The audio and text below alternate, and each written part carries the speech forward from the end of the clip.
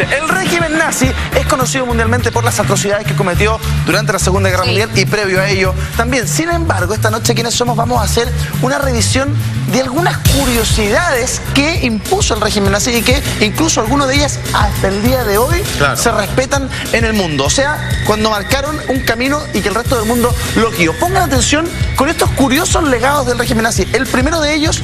Fíjense ustedes que los nazis fueron los primeros en prohibir la caza de animales. Mentira. Sí, absolutamente. Porque fueron los primeros en legislar y restringir la caza de animales. La cantidad máxima para matar en un año y por temporada fue regularizada en toda Alemania. Sobre todo ellos tenían una particular atención a los animales exóticos. Sí, claro, los leones. Por supuesto, y que los cuidaban de que podían llegar a estados de extinción.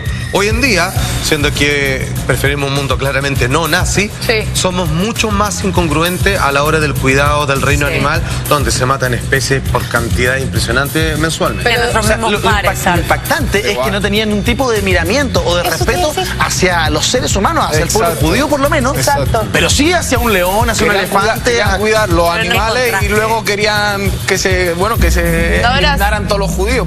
Entonces no... Es bien increíble eso. Como no, que es súper chocante porque al final lo que conversamos antes era que para ellos los judíos no eran como seres humanos, ¿o no? Eran como... Literalmente peor que animales. Súper extraño, entonces que a los animales los cuiden y a estos otros los miren así como... ¿Cachai? Que según esa lógica también deberían haber sido cuidados. Porque eran claro, animales, claro. Siguiendo una lógica que es una lógica demente. Absurda. Ahí hay algo que está mal en la filosofía. Hay una incongruencia, sí, hay una incongruencia. ¿No habrá sido que le gustaba, por ejemplo, Hitler era amante de los animales? Y por eso convenció a la gente de que... Bueno, no se equivoca, son parte de compensar ciertos caprichos del tirano, digamos. De alguna manera, pero que finalmente podemos decir que podemos rescatar ese aporte al menos de ahí, que es un ejemplo a seguir. Si finalmente lo que hacen los nazis, algo que es... que no queremos que se repita. Pero entre otras tantas cosas, respecto de la protección hacia los animales, ellos prohibieron la vivisección. ¿Qué es la vivisección? El generar experimentos con animales vivos. Ellos no utilizaban animales vivos para hacer experimentos. Sí, por ejemplo, se habla de que ellos habrían generado el pitbull alemán a través de una mutación o una mezcla de raza. Pero eso no es lo mismo que experimentar genéticamente con animales que vivos. Ahora, a propósito de lo que tú decías, sí lo hicieron con personas. Y yo no sé si está en alguno de tus puntos, Eduardo, pero... esto no es ningún orgullo, pero hoy día, digamos, la esperanza de vida de los seres humanos es mayor. Por eso no quiero ocupar esta palabra, me duele usarla, la verdad, pero... Debido a los experimentos que los nazis hicieron con los judíos, con los gemelos, familiares, mezcla entre ellos, y ver cómo se podía alargar la vida de las personas. O sea, es bastante brutal. Sin embargo, hoy día nos servimos de esa información. Sí, nos servimos de esa información. Es bien increíble cómo la maldad, de alguna manera, motiva al ser humano a ser mucho más creativo que la bondad. O sea, no sé si habrían llegado a ese punto de avance con una motivación positiva. Sí lo era a partir de que querían eliminar a una raza. Claro, porque la ciencia no avanza más porque tiene límites morales. Pero como ellos no tenían moralidad, decía, oye, ¿qué pasa? ¿Cuánto frío soporta una persona? Nunca vamos a poder saber porque habría que matar a alguien. Tráiganme a alguien, ven cuánto frío soporta y ya lo vamos a saber. Así desgraciado. La historia de los nazis cuenta que Hitler, por ejemplo, era un defensor de la naturaleza y que, tanto así que fue reconocido como el primer grupo ecologista del mundo. En 1935 formularon la Ley de Protección de la Naturaleza. ¿Qué pasa? Impactantes, son datos tremendamente curiosos que uno no se imaginaría de un régimen que generó tanto y tanto dolor. Pongan atención a lo siguiente: innovación cinematográfica. Todos sabemos y conocemos la tremenda maquinaria propagandística que ejercía el régimen del Tercer Reich. Desde acá le grito, a no dudar. A no dudar. Cosas que ellos crearon. Ahí está, por ella, ejemplo. grande entre las grandes. ¿Quién es ella, maestro? Leni Riefenstahl. ¿Quién era? Ella es la gran documentalista de Hitler. Ella se encargó de hacer, obviamente, los grandes discursos de Hitler. No conforme con eso, sepa usted, amigo mío Eduardo, que ella filmó las Olimpiadas con un presupuesto ilimitado. Por ejemplo, los saltos ornamentales, ¿cierto?, de trampolín, el día de hoy en las Olimpiadas modernas están hechas en base a cómo esa mujer, la dirección televisiva, es decir, la dirección de la grabación, de cómo se hacen los juegos. Cómo se emiten las Olimpiadas por televisión hoy en día está basado únicamente en Olimpia. La posición de las cámaras, los ángulos que se toman. Por supuesto. Fíjese que hay una de las películas que se filmaron durante el periodo del Tercer Reich, que es El Triunfo de la Voluntad. Exacto. Donde se utilizaron 30 cámaras y más de 100 técnicos, o sea, el nivel de presupuesto que tenían era limitado. Y crearon, entre otras cosas, el dolly. Saben que el dolly es una cámara que está instalada sobre un riel y que avanza de manera horizontal hacia el lado y que va generando un movimiento. El dolly se usa hasta el día de hoy. La pluma.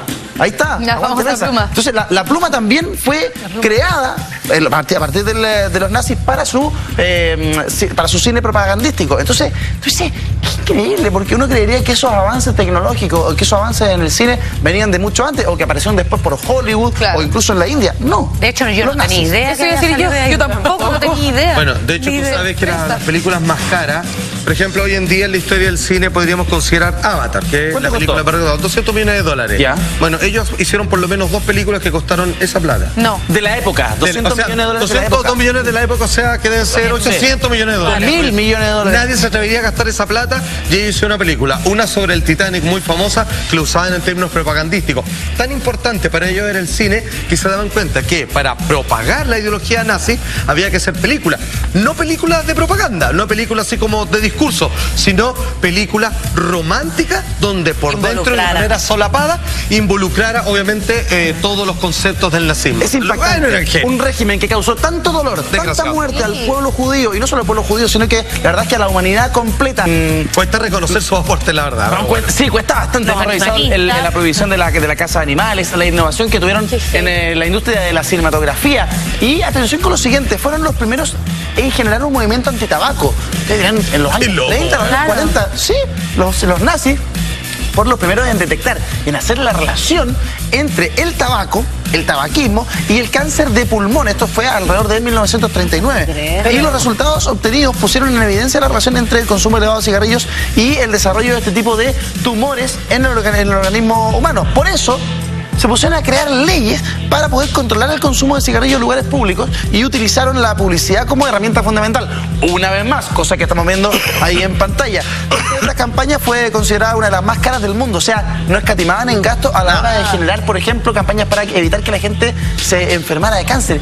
Sí, qué increíble que un régimen que estaba abocado a aniquilar a un pueblo con gas, o sea, de la manera más cruel, más dolorosa, se haya preocupado por otro lado de generarle un beneficio a otra gente que es su pueblo. Mira, en contra del cáncer del pulmón. Es loco, es tan contradictorio que para que uno entienda cuáles eran las distintas motivaciones para invadir a los distintos países, con los rusos les fue re mal, por ejemplo, pero cuando les tocó el momento de ir hacia Gran Bretaña, hacia Inglaterra, fíjense que su gran paradigma era nosotros los vamos a invadir porque les vamos a hacer un favor. Nuestro gran legado de moralidad los va a salvar estos tipos de la corrupción, que lo ojo, que lo único que le importa es el dinero, en cambio nosotros nos interesan ciertos valores sociales familiares. Sí. Lo que es verdad, lo que pasa es que están completamente locos estos güeyes, ese es el problema, digamos. Es loco que, por ejemplo, en Chile se comenzó a trabajar sobre esto de manera mucho más seria, a principios de los años del año 2000, 2005, 2006. Qué raro que no mandó a... Y hay un detalle. Ojalá nosotros no pudiéramos tampoco, no pudiéramos escatimar tampoco en recursos. Obviamente nosotros tenemos más limitado ese margen. Ojalá tuviéramos la oportunidad de gastar toda la plata necesaria para que la gente no... Nos habría hecho un favor si hubiera mandado a quemar todas las tabacaleras. Ahí yo creo que nos habría hecho un favor. Claro.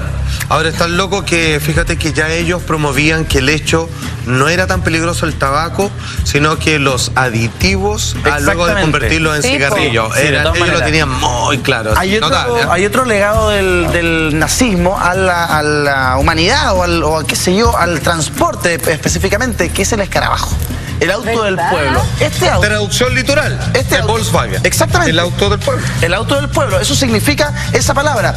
Hitler fue el inventor del escarabajo, el auto que hasta el día de hoy podemos ver en las calles. Literalmente significa, como lo decía Salva, el pueblo, el auto del pueblo. Y este vehículo fue presentado como el auto de que cada ciudadano alemán podía tener, porque el costo que tenía era el de una moto promedio. O sea, el de una moto relativamente barata. Eso costaba un escarabajo. Debo decir que son los mejores para las inundaciones. Flotan esas huevas. Sí, aparte, ¿a quién no le pasó? Porque a mí me pasó que el primer auto que yo sentí que podía tener en mi vida era un escarabajo. Era un escarabajo. O sea, mira, hay una publicidad famosa de este automóvil, de esta marca, cuando sacaron en los años... no cuando sacaron, mucho después, sino que en la década de 60 o 70. Y mostraron una tormenta de nieve. Toda la ciudad bajo la nieve. y pues, mostraban esta tormenta y de pronto salió una leyenda que decía, ¿se han preguntado cómo va a trabajar el hombre que maneja la máquina que opera, o sea, la máquina que saca la nieve?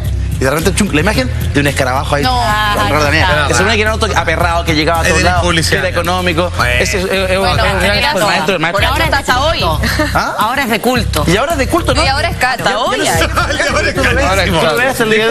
Y ahora, claro, la nueva versión es una cuestión. Ahora se cortaba la piel del acelerador, puta que me caía mal mi auto, weón. Y además, el loco que sea icónico por ser el auto de la Alemania nazi, creado por el mundo del nazismo, y que también sea un auto icónico de lo que era el presidente de Uruguay, Pepe Mujica, que representa valores completamente distintos. Es loco eso. No lo había unido. No, yo tampoco. Es bien loco. Ojo con los avances tecnológicos. Por ejemplo, los nazis crearon la bala que es capaz de girar y de hacer una curva. O sea, las balas por lo general salen rectas. Sí. O, dependiendo del movimiento del disparo, generan una curva. Pero ellos generaron ahí me cago, una bala que es capaz de girar. ¿Cómo lograron de hacer una parábola? ¿Existe? Existe. Yo pensé que era de la película. Como la película Guantes con Angelina Jolie. Claro, Angelina Jolie. Ojo, en tema armamentista, fusiles cuyas balas doblaban en las esquinas. Sí, estaba doblado el cañón para disparar a los buenos que están a la vuelta de la esquina. Mentira. Sí, es verdad. Sistema de visión nocturna, creada por el nazismo.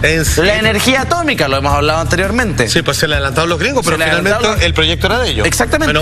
Cohetes espaciales, misiles de radio y armas guiadas por circuitos de televisión. Relacionado con las hasta platillos voladores hicieron ahí, no huevos. Dicen que no, sí. pero no, si están las fotos. ¿Están las fotos? Sí, hicieron esos modelos. Relacionado con las redes, los nazis aportaron a crear nuevos dispositivos de computadores, mejorando su uso y rapidez. Estamos hablando de los años 30 y los años 40. Claro, computadores de muralla, digamos. Sí. Pero sí, claramente. Y crearon el magnetófono, que era una grabadora de voz del tamaño de una radio. Eran capaces de generar una grabación. Pero sabes que tiene su lógica después de todo, porque ellos tenían tanto poder y además infundían tanto miedo que si tú eras un genio, yo venía y te decía, o trabajas para mí o te vas cortado. Oye, y ahí empezaban a adquirir los conocimientos de los demás. Por ahora, eso... qué buen punto, porque fíjate que uno de los grandes genios que tuvo el imperialismo nazi eran de origen judío, partiendo por Albert Einstein. Ni más ni menos. Claro, le salvaron la vida. Que quedar calladito, Solo un dato para cerrar. El país que más patentes ha inscrito en un año, la Alemania nazi. Con eso, en la historia, con eso les digo todo, señoras. Claro, curiosos y extraños, o quizás impensados legados que nos ha dejado el mundo nazi. Un mundo que nos dejó dolor, tristeza, mucha muerte, un pueblo completamente destruido.